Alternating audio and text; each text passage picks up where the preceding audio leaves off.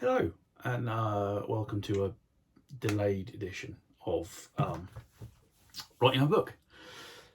Uh, Obviously, this was supposed to have been a couple of weeks ago, and it wasn't because a couple of weeks ago I was busy, and then last week I didn't do it because, I had a book out, The Last Raven, which is out now, and you should go and buy it because it's great. People have told me. That's not me saying, that's people telling me. So, yes, this is a bit delayed. Also, this isn't going to be about the first chapter. This is in response to a question I had about research. So I thought I would do a quick video this week about that, and then get back to usual next week. If you do have any questions about writing or publishing or any of those sorts of things, please do drop them in the comments, and I can get to them and answer them as well as I can. So, the question from Tony is, what do you do in terms of story background research, say for historical accuracy or even just a basis of story content? Is it an in-depth deep dive or some other approach I hadn't considered? Right. Sometimes it is an in-depth deep dive, and sometimes it isn't. I find historical accuracy is important because at the end of the day, I want to get it right. Even though I'm taking something which is historically accurate and I'm twisting it and doing something with magic or monsters or whatever, I still want the basis to be accurate. Now, anyone who doesn't know, my Harlequin books have all got most of them have got historical flashbacks. So there was quite a lot of historical research to check to make sure that details were right. And then in The Last Raven, which just came out, the main character is from Carthage.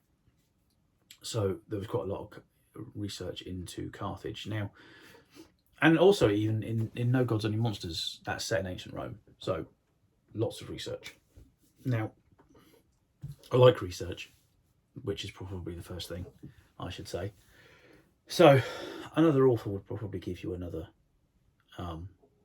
answer to this. But I do tend to go down the rabbit hole a little bit in terms of research. And there's a lot of stuff I don't need, but I don't know I don't need it until I've researched it, which, again, rabbit hole.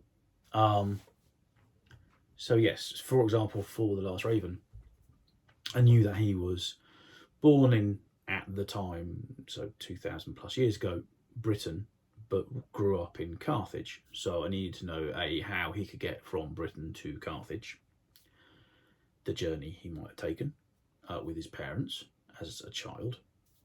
I needed to know what kind of house or dwelling he would have lived in Britain, and what kind of house or dwelling he would have lived in Carthage.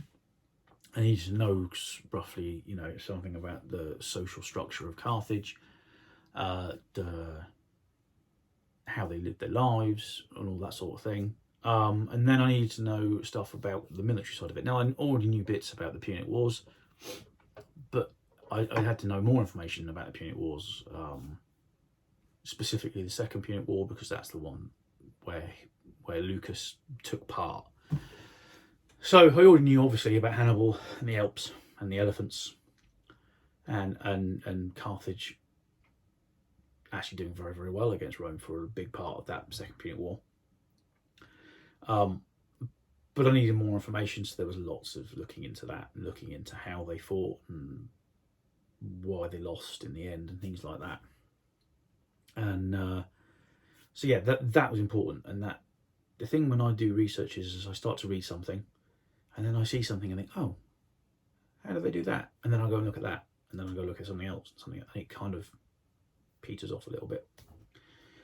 Usually when I'm 5 or 6, I look at that thing's further away from where I was in the first place. I want to get the historical part of it right, even if I'm twisting it or turning it or adding magic to it or adding monsters to it or whatever. I still want to get the basis correct enough. If No Gods, Only Monsters, most of it's correct, but obviously I've changed it enough to make it fantastical. I've taken the name of a ship and I've slightly changed it to make it a slightly different ship. So the one is not real, but it's based on a real ship, which I've done quite a few times with things over the course of books. So yeah, that's sort of it is a bit of a deep dive, and then once you've figured out everything that really happened, you need to figure out how it fits in with your story, and if it doesn't fit in with your story, cry, and then try and figure out how to change the story or change the historical fact to mesh it. And I've done both. There's a real you need to at some point decide, am I taking this as historical and this is what we're going to work with, or I'm going to take this and I'm going to force this with the idea that I've got. And if you're working with magic and monsters and mythology or whatever, then that's a little easier to do, because obviously no one from ancient Carthage is going to turn up and say, you were wrong. Only historians will, and they don't. Okay. As someone who studied history at college and stuff, yeah, it would probably drive many historians crazy if they got all the details. If an author got the details wrong, but we do what we can. So yeah, it is. There is definitely a how far do you want to take this? How much knowledge do you need to have? I mean, I for example, looking into Carthage, learning about a lot of it, but I didn't need to know like how they made pots or how they farmed or anything like that, because those were things that weren't relevant to the story. So it can be quite easy to just become a bit all encompassed with knowledge that you don't need, and you're never going to need, and it has no bearing on the story or the characters or anything else.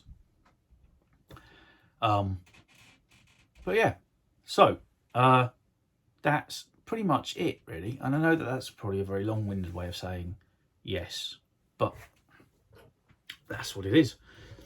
So yes, basically it's a deep dive, but not always, and sometimes I ignore it and sometimes I don't, and it goes on a case-by-case basis and a book-by-book basis and a story-by-story basis, and it really depends on what you want to tell versus what really happened. For example, the George R. R. Martin's books are based on real events. But they're not real events. They took an idea that happened and he mushed it around a bit, and now you've got a fantasy story. It's kind of what authors do, especially when they're writing fantasy and things. They take something that's happened and they smush it and ply it and change it and make it into something that fits the story they want to tell. But they still need that knowledge of what the original thing was to get there. Not all authors do that, but you know, some do, some don't. I like doing that. I like taking something and then being like, actually, we do this with it, and we do this with it, and we do this with it. This will make a much, much better story. So there you go. And that's going to be it for this week, I think. So, anyone who has picked up a copy of The Last Raven, I thank you very much. I hope you enjoyed it. The second one is out February 21st, Blessed Odds.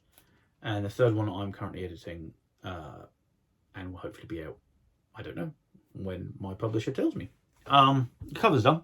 It looks great, but I don't know. It's called A Talon's Wrath, but I don't know when it's coming out. So, next week we will go back to talking about the first chapter of a book and writing a book. And it's a fairly big one, obviously. So, I actually did do a video on it and then scrapped it because it just was me waffling even with notes. It's just one of those topics that you can talk about for hours and hours and hours and just go get yourself in circles. But until then, take care and have a good rest of the week. See you soon. Bye.